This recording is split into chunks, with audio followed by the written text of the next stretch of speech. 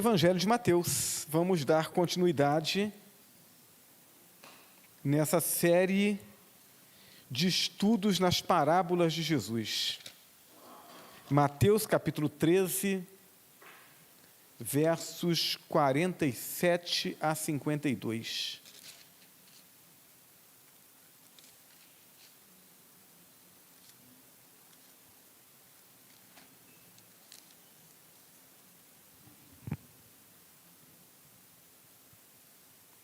Mateus 13, 47 a 52, o texto nos diz assim: igualmente o reino dos céus é semelhante a uma rede lançada ao mar e que apanha toda a qualidade de peixes. E estando cheia, a puxam para a praia e, assentando-se, apanham para os cestos os bons e os ruins, porém, lançam fora. Assim será na consumação do mundo. Virão os anjos e separarão os maus de entre os justos, e lançá-los-ão na fornalha de fogo. Ali haverá pranto e ranger de dentes. E disse-lhe Jesus: entendestes todas estas coisas? Disseram-lhe eles: sim, Senhor. E ele disse-lhes: por isso, todo escriba instruído acerca do reino dos céus é semelhante a um pai de família que tira do seu tesouro coisas novas e velhas. Que Deus abençoe a leitura da sua palavra. Amém? Muito bem, vamos falar hoje, portanto, sobre a parábola da rede. E essa é mais uma parábola que possivelmente teria sido contada apenas para os discípulos. Aliás, é bem sugestivo isso, porque quando Jesus termina de contar a parábola, ele pergunta para os seus ouvintes: vocês entenderam tudo isso? E eles respondem: sim, entendemos. E isso seria característico dos discípulos, e não de uma multidão que não estivesse um conhecimento mais profundo e um caminhar mais íntimo com Jesus. Então, essa possivelmente é mais uma, né? As parábolas anteriores também eram essas, né, que eram contadas, tem o registro apenas em Mateus, e quando nós encontramos a parábola registrada apenas em Mateus, significa possivelmente que só os discípulos ouviram, porque João, que seria o outro discípulo, não registra nenhuma parábola no seu escrito, e Marcos e Lucas não eram discípulos dos 12 que estavam junto com Jesus. Então, essa é uma das curiosidades dessa parábola. Diferentemente das parábolas anteriores, nas quais o reino dos céus é comparado a alguém que encontra um tesouro escondido, então, Jesus diz, o reino dos céus é semelhante a um homem que encontra um tesouro escondido. Depois ele diz: o reino dos céus é semelhante a um homem que encontra uma pérola de grande valor. E então, o foco está neste homem que busca isso que é de grande valor, que é o reino dos céus. Na parábola que nós vamos ler hoje, que nós vamos estudar hoje, que é a parábola da rede, o reino dos céus não é comparado ao proprietário da rede, mas sim à própria rede. Jesus diz: o reino dos céus é semelhante à rede. E aí nós vamos ver algumas coisas muito interessantes nessa rede, nesse ato de pescar e no ato de separar esses peixes que foram pescados e arrastados por essa rede. Também se destaca nessa parábola o fato de que, tratando o reino dos céus, Jesus também chama a atenção para o destino daqueles que estiverem fora desse reino. Então, a rede tem como objetivo recolher os filhos de Deus, mas no arrastar dessa rede, ela traz consigo peixes de todos os tipos.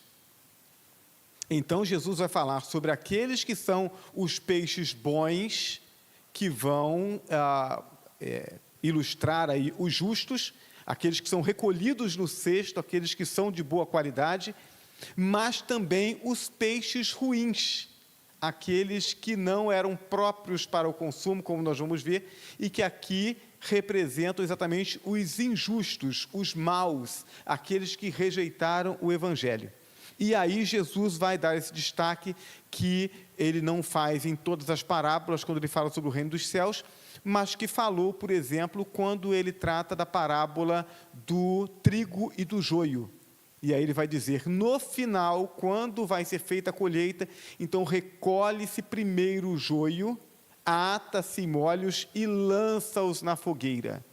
Então Jesus fala naquela parábola sobre esse juízo.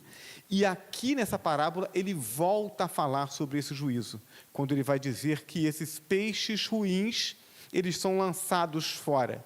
E quando ele explica a parábola, ele diz que os peixes ruins são os maus, que são lançados não fora, não devolvidos ao mar, como se tivesse uma outra oportunidade, mas são lançados na fornalha de fogo, portanto, mostrando a condenação que acontecerá quando da volta de Jesus. Então, vamos entender essa parábola. Jesus diz que o reino dos céus é semelhante a uma rede que é lançada ao mar e ela é arrastada para a praia quando está cheia.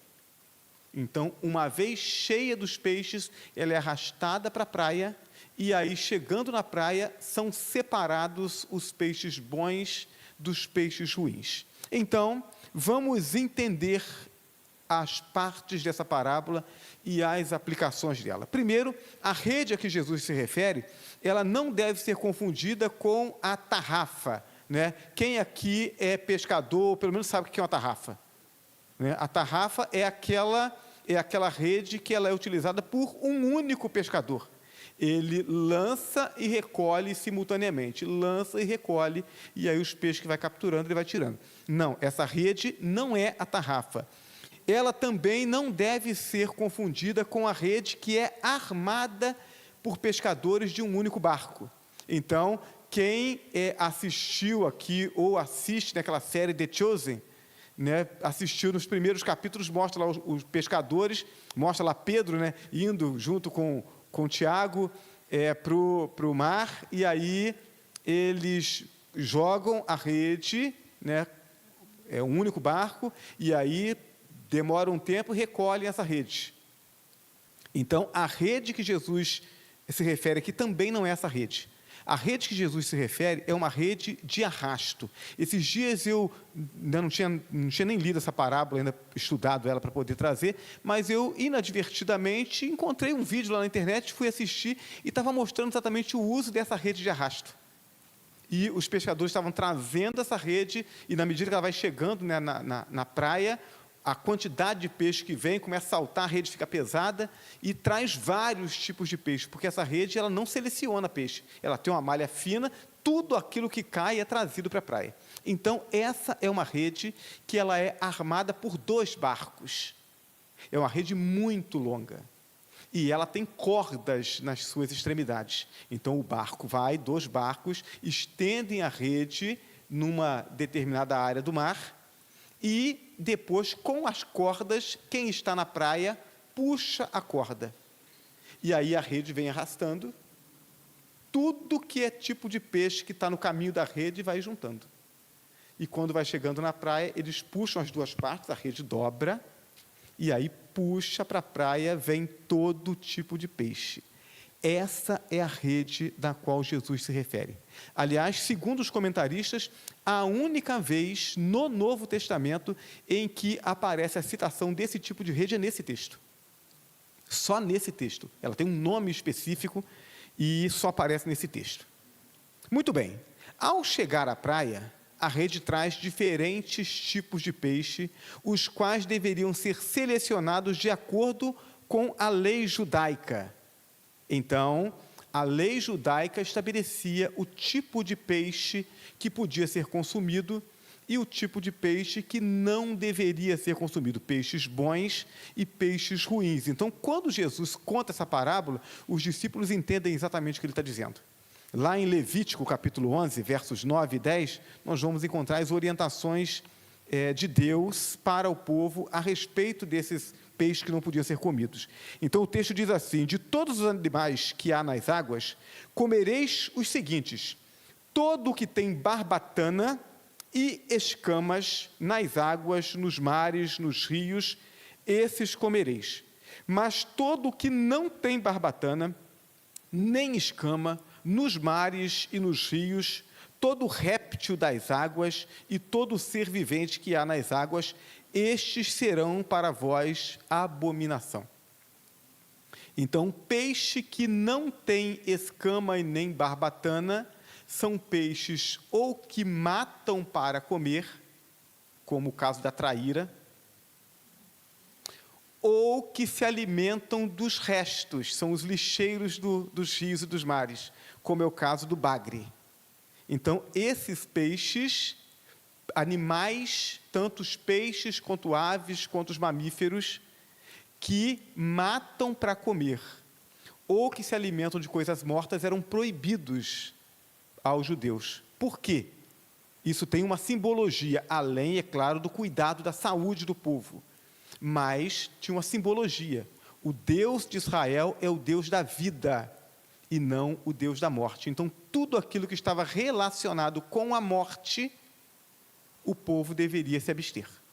Então, quando Jesus conta essa parábola, ele diz: juntou os peixes na praia, então agora vai se fazer a seleção. Aqueles peixes bons vão para a cesta. Aqueles peixes ruins são devolvidos, são jogados fora. Na verdade, o que os pescadores faziam era devolver esses peixes ruins para o mar. O que o mar aqui representa? Se nós estamos falando sobre pescadores de homens, se nós estamos falando sobre o reino dos céus, e portanto o reino dos céus não tem preocupação em peixe bom ou peixe ruim, mas está falando sobre alcançar vidas e alcançar almas para o reino, então o mar representa o mundo, onde os seres humanos estão e onde a igreja, formada por pescadores de homens, eu e você, pescadores de homens, trabalha para recolher os homens ao reino dos céus. Então, desde que Jesus subiu aos céus, a igreja está com essa rede de arrasto, arrastando todos aqueles que podem para o reino dos céus. Todos aqueles que a gente consegue trazer, a gente traz. Alguns a gente fala assim: olha, conheci Jesus, e a pessoa regala o olho e diz assim: me conta. A pessoa está ansiosa. Tem outros que você senta, fala, não, mas eu não entendi, você fala de novo, aí você convida, ele não vem, aí você não tem uma programação especial na igreja, ele vem de curiosidade, ele acha bonito, ele fica, mas você fica olhando e diz assim: será, Senhor, que Jesus entrou no coração? Você não sabe. Aí, de repente, a pessoa se anima, começa a trabalhar, e você fala: graças a Deus foi. Mas será que foi mesmo? Não sei. Então, mas a gente traz todos, porque é esse o trabalho da igreja, arrastar todos. Vá pelos campos e valados e força-os a entrar na festa, força-os a vir para a festa. Não é essa a parábola que a gente ainda vai chegar nela, né? Então, a ideia é essa: traga todos, todos os que puderem. São todos salvos? A gente não tem como dizer isso, não cabe a nós. A igreja cabe trazer todas as pessoas. Os pescadores aqui, eles representam duas classes de personagens diferentes em dois momentos diferentes da pesca. Então, veja, quando o barco é levado para o mar e a rede é lançada, quem são esses pescadores? Os pescadores são os crentes em Jesus Cristo, é a igreja de Cristo.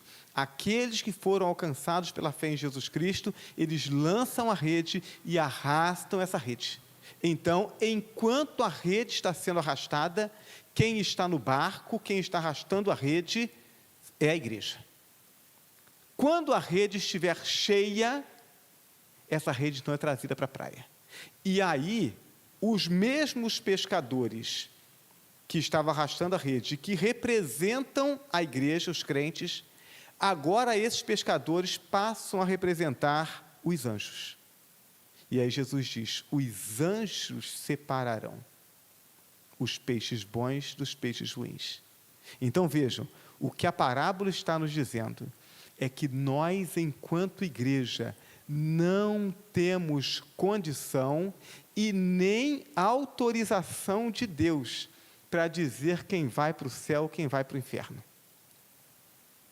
Não temos nem condição e nem autorização de Deus para dizer quem é crente e quem não é crente. A gente não tem condição de dizer isso.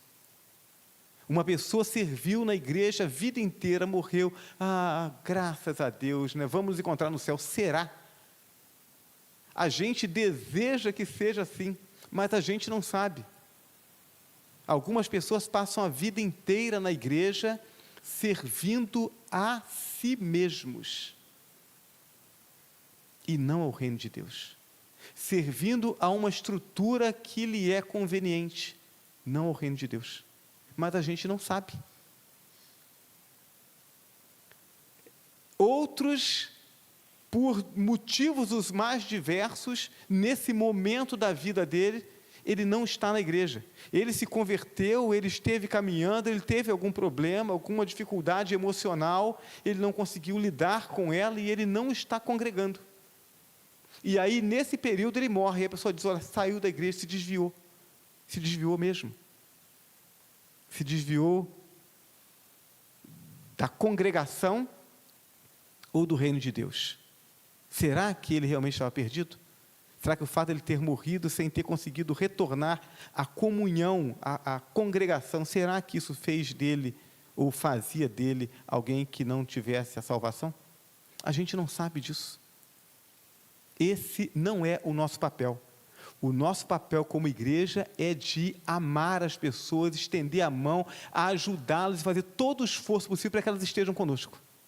E estando conosco, cuidar delas, para que elas cresçam. Mas não é o nosso papel julgar quem vai para o céu ou quem vai para o inferno. Enquanto a pescaria acontece em todo o tempo, desde a ascensão de Jesus, a separação dos maus dentre os justos acontecerá apenas na consumação do mundo, como Jesus diz. Ou seja, quando Jesus voltar. Então, só naquele momento é que se saberá quem de fato vai para o céu e quem não vai. Eu tenho a certeza sobre mim. Por quê? Porque eu sei como está o meu coração diante de Deus. Eu preciso julgar as minhas ações, as minhas intenções, preciso me colocar sempre diante de Deus. Mas eu não posso julgar o coração do outro, nem para bem, nem para mal. Eu preciso crer que aqueles que estão se dedicando, que estão demonstrando alegria, que estão demonstrando fruto, que de fato são crentes em Jesus Cristo. Mas o fato de alguém não estar apresentando o fruto segundo aquilo que eu imagino que ele devia estar produzindo, não me dá o direito de dizer, esse indivíduo não é crente. Como eu já ouvi tantas vezes pessoas dizendo, isso, aquilo ali, pastor, não é crente não. Como é que pode dizer um negócio desse? Eu não sei. Eu não sei quais são as dificuldades dessa pessoa, não é? O fariseu olha para o publicano lá e diz assim, Senhor, muito obrigado, porque eu sou fariseu, né? Porque eu jejuo, porque eu oro, e porque eu não sou como aquele publicano. E o publicano nem consegue levantar a cabeça, ele diz, Senhor, tem misericórdia de mim, pecador. E aí Jesus diz, o publicano saiu dali justificado, o fariseu não.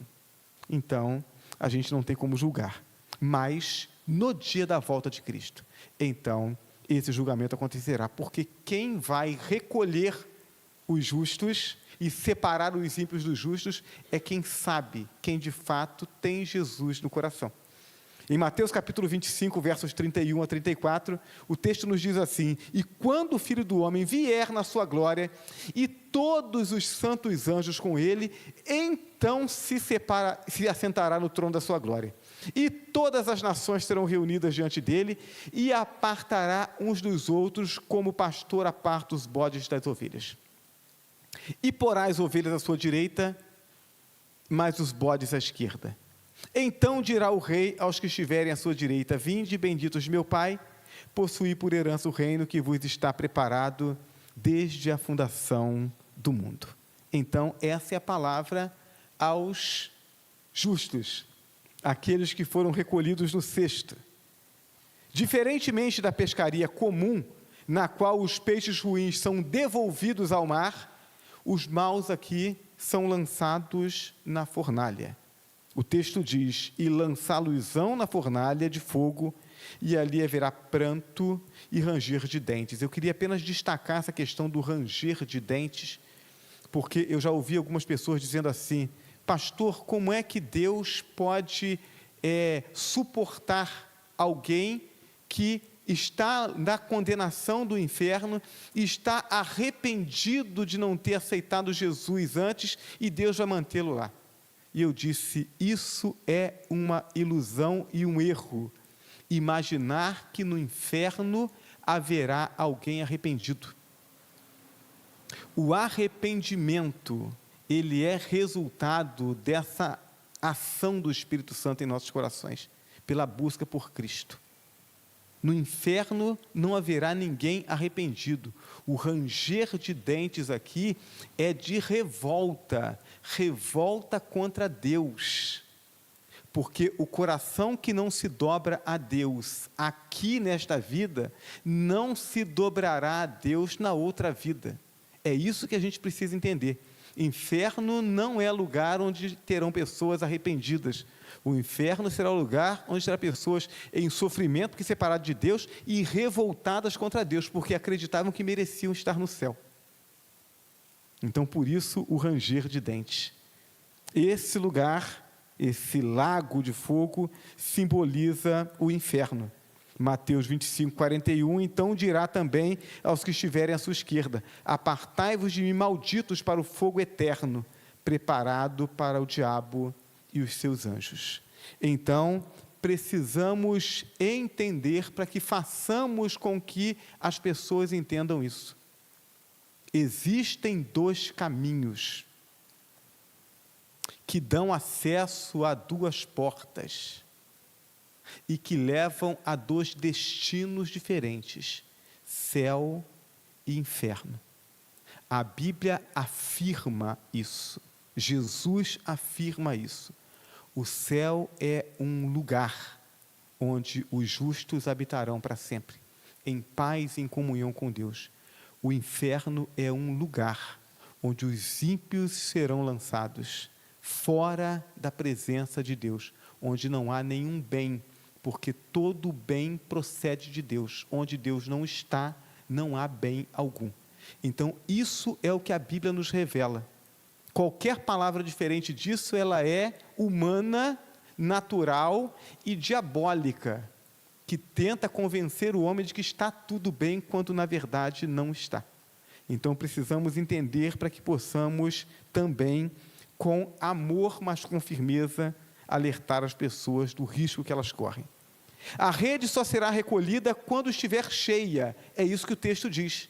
E estando cheia, a puxam para a praia. Então, por enquanto, a rede ainda está no mar. A igreja continua arrastando essa rede. Mas um dia ela estará cheia. E quando é que a rede estará cheia? Segundo o apóstolo Paulo, a rede estará cheia quando estiver completa a medida dos gentios.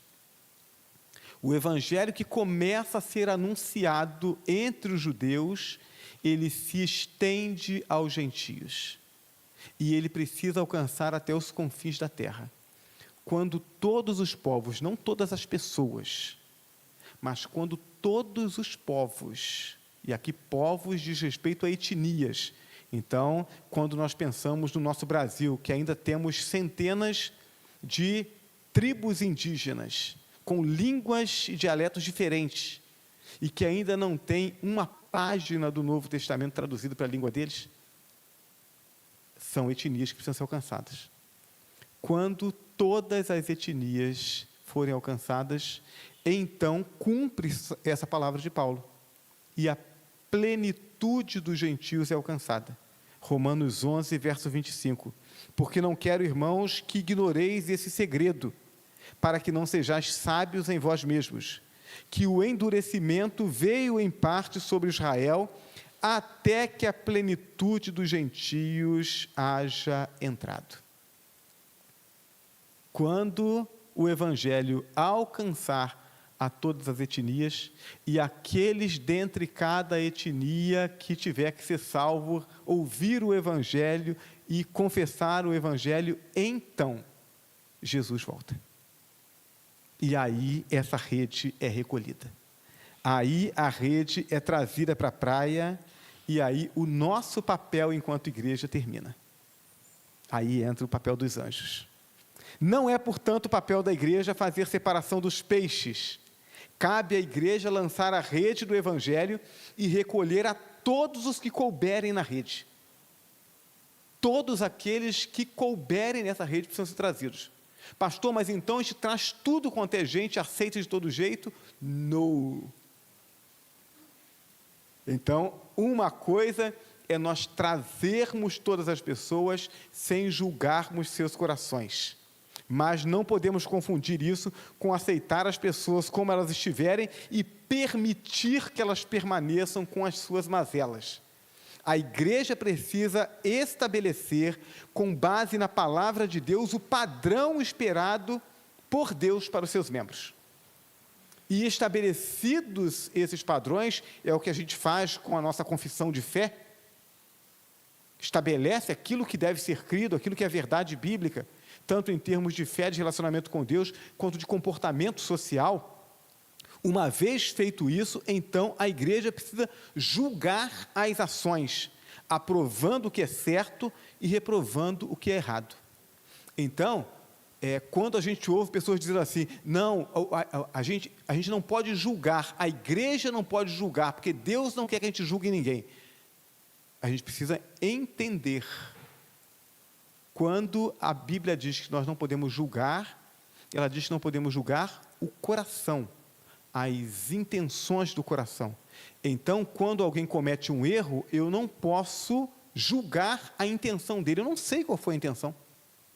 Eu não sei se ele fez aquilo por fraqueza, eu não sei se ele fez aquilo por desconhecimento, eu não sei se ele fez aquilo no calor da emoção, eu não sei se ele fez aquilo por maldade, não sei. Eu não posso julgar. Eu não sei se ele errou porque ele não é crente, ou se ele errou porque ele é um crente imaturo, um crente fraco, um crente que tem problemas. Eu não posso julgar a intenção do coração, mas eu posso julgar a natureza da ação. Então, se o indivíduo fala palavrão, falar palavrão é correto? Não, não é correto. Não saia da vossa boca nenhuma palavra torpe, mas apenas daquela que for boa para edificação. Então, falar palavrão é errado. Agora, por que saiu um palavrão da boca do crente e dizer assim, aquilo não é crente, não? Não sei. Por quê? Porque ele pode ter vindo de uma família em que ele passou a vida inteira ouvindo palavrão. Palavrão para ele é, palavra comum do dicionário. Aí ele se converte. Algumas palavras ele não sabe nem que é palavrão, de tão natural que é na vida dele. Outros ele sabe, mas o hábito está tão instalado que na hora que ele não percebe, saiu. Isso não significa que ele não seja crente. Então não posso julgar o coração dele, mas posso julgar a ação. Então cada vez que sai um palavrão, opa, está errado, não pode falar. Então essa é a ação da igreja. A igreja busca todos, não importa onde esteja, se esteja lá em Brasília, no meio daquele covil de ladrões lá, se esteja entre os moradores de rua, se esteja entre as prostitutas, se esteja entre os traficantes, ou se esteja na classe média alta, não importa onde esteja. Doutores ou analfabetos, não importa. A igreja busca a todos, e na medida em que vem, a igreja mostra qual é o padrão de Deus, e ajuda aqueles que querem a se ajustar ao padrão de Deus. Alguns vão mais rápido numa área, mais lentos na outra, mas todos aqueles que são crentes em Jesus Cristo vão caminhar e vão crescer. Esse é o papel da igreja. A igreja julga as ações, não os corações. Então, traz todos, julga as ações, mas não julga as intenções do coração. Os peixes ruins não são devolvidos ao mar, mas são jogados na fornalha. O que isso significa? Primeiro, não haverá uma segunda chance. Então, esse negócio de que morri, vou reencarnar, isso é coisa do diabo. Isso é artimanha do diabo para enganar as pessoas. Então, o tal do espiritismo científico, isso aí é artimanha do diabo para iludir as pessoas e fazê-las acreditar que elas não precisam se esforçar tanto aqui. Mas mesmo que elas se esforcem, né? Vamos esforçar um pouco mais, porque, na verdade, me esforçando eu tenho mérito. Talvez eu reencarne menos vezes. Não, isso é conversa do diabo para desviar o homem da cruz. Não há uma segunda oportunidade. O que Jesus diz é que, naquele dia, aqueles que são bons vão receber o vinde bendito de meu Pai. Aqueles que são maus, e aí o mal diz respeito ao padrão de Deus e não ao padrão do ser humano. Tem muita gente boa do ponto de vista social, que faz bem para um monte de gente, mas que está trabalhando para si, não para Deus. Não tem parte com Deus. Socialmente falando, às vezes fazem muito mais coisas para o outro do que muitos crentes, mas não é a obra que me leva para o céu. O que me leva para o céu é a salvação em Jesus Cristo. Então, os crentes têm a responsabilidade e a obrigação de fazerem o que fizerem com excelência. Tudo aquilo que fizerdes, seja por palavra, seja por obra, fazei em nome de Jesus, dando por ele graça. Tudo aquilo que você fizer, faça para a glória de Deus. É esse o princípio da vida cristã. Mas é verdade ainda que muita gente lá fora, em termos de obra social, faz muito mais do que muitos crentes. Mas isso não os levará para o céu. Então, não haverá segunda chance. Segundo, a transformação precisa acontecer no tempo das oportunidades, cujo limite é, primeiro, a morte para aqueles que morrerem antes da volta de Cristo. Ou seja, a oportunidade do ser humano, ela vai até o dia em que ele fecha os olhos para essa vida. Até aquele momento, você vai visitar uma pessoa no hospital, né? Está aqui a nossa equipe de visitação da igreja, sempre visitando o pessoal do hospital. Algumas pessoas você visita numa semana, a semana seguinte já foi, não está mais lá. A pessoa pode ter feito coisa errada a vida inteira, aí naquele momento da visita, ele ouve a palavra, ele entende a santidade de Deus, entende o seu pecado dói nele, ele se arrepende, confessa Jesus como Salvador, está salvo. Não importa se ele foi chamado para o trabalho, né, como aquela parábola do dono da terra lá, que vai chamando trabalhadores ao longo do dia, não importa se ele chamou no início da manhã ou 10 minutos para terminar o expediente, vai receber o mesmo salário. É essa a ideia. Mas fechou os olhos para essa vida, acabou a oportunidade. Então, a oportunidade termina ou quando a pessoa fecha os olhos para essa vida, antes da volta de Cristo, ou quando Cristo voltar para aqueles que ainda estiverem vivos. Então, encerrou-se a oportunidade, não há mais como reivindicar. É isso o que a parábola nos mostra. Jesus encerra o seu ensino sobre essa parábola com uma pergunta e com uma declaração. Versos 51 e 52, depois que ele conta e explica a parábola, ele diz: entendestes todas estas coisas? E aí os discípulos respondem: sim, Senhor. E ele disse-lhes: por isso, todo escriba instruído acerca do reino dos céus é semelhante a um pai de família que tira do seu tesouro coisas novas e coisas velhas. Então, o que Jesus está dizendo? Olha, o escriba é aquele que tem o conhecimento do Velho Testamento. É isso que Jesus busca como referência. E aí ele está dizendo que os crentes em Jesus Cristo, eles sim terão que ter conhecimento desse Velho Testamento. Jesus já nos comparou anteriormente com profetas. Agora ele nos compara com escribas. E ele diz: o escriba é aquele que tem o conhecimento do Velho Testamento, mas ter o conhecimento do Velho Testamento sem entender o reino dos céus, sem conhecer Jesus, o Velho Testamento ele é confuso. Por quê? Porque eu não sei exatamente de quem que o Velho Testamento está falando, não sei para onde que ele está apontando.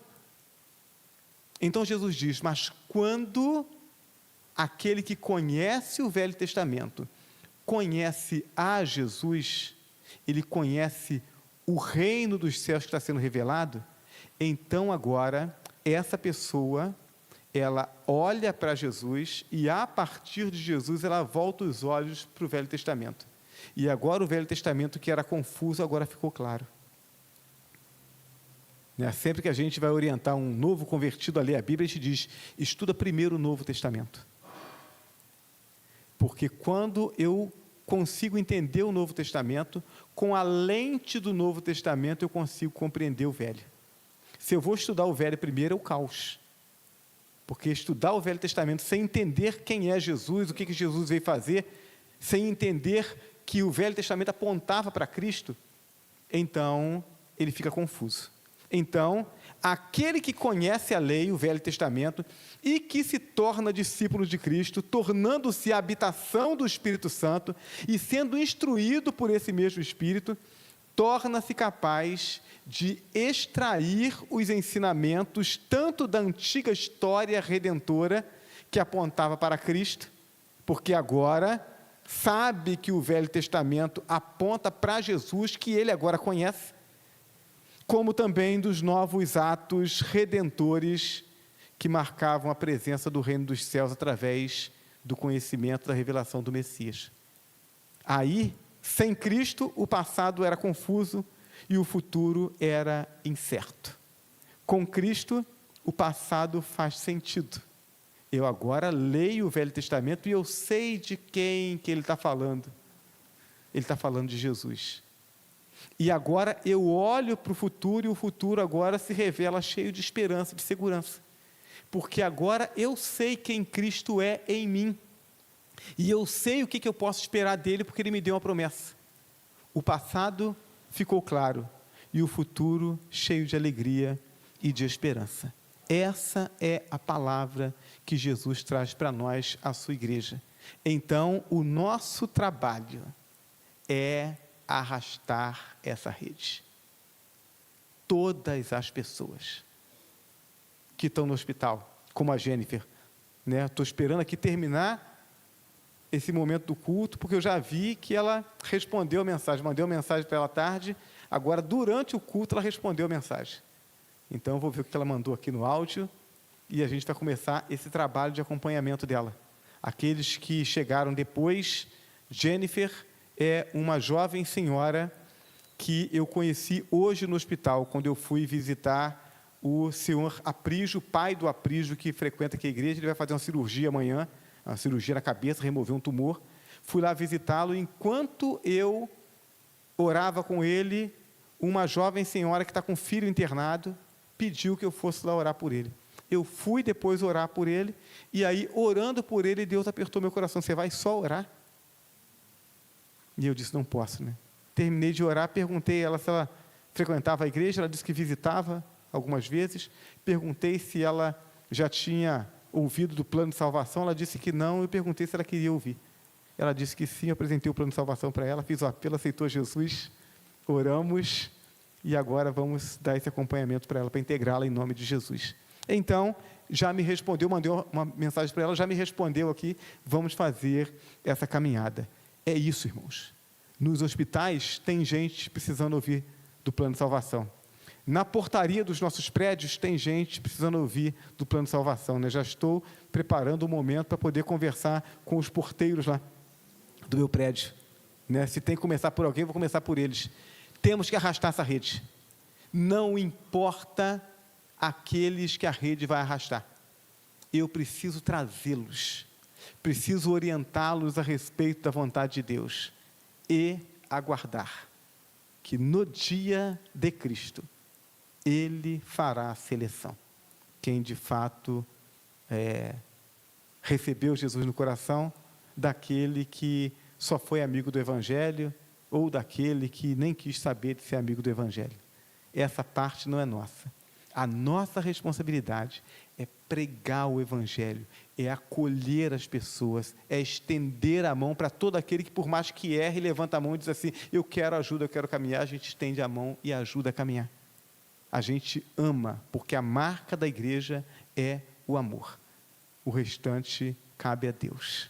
Que Deus, portanto, nos ajude e alegre o nosso coração enquanto fazemos essa obra. Amém.